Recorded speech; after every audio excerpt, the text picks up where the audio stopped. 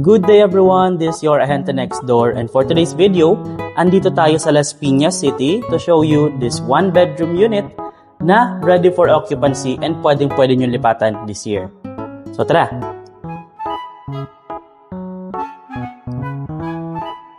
So, this is our dressed up model para sa one-bedroom unit here at Paseo Verde. So, ginawa na to para magkaroon kayo ng idea paano nyo siya i-layout in the future. But, upon turnover, complete finish na ang property. So, you have the tiles, well-painted na rin yung mga walls, maglalagay ka na lang talaga ng gamit. So, right here, pwede kang maglagay ng shoe storage like this one. Very clean. And then, on the other side is your kitchen area. Well-built na rin yung ating countertops at may provision na siya for your refrigerator. Team Kahoy ang style dito sa loob, kaya kung kayo ay mahilig sa clean, aesthetic, magugustuhan nyo to.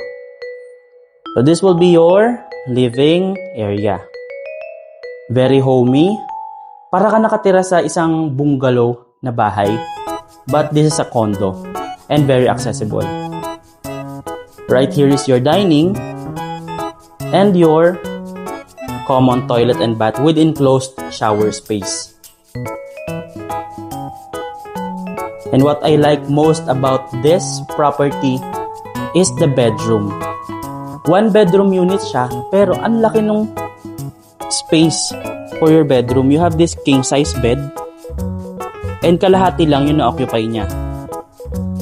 So technically, kung marami kayo sa family, you can still divide it into 2 bedrooms. It's up to you how you will maximize the space since it is big enough for 2 bedrooms.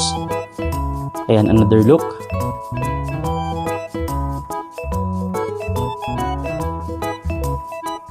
So if you're interested, just let me know.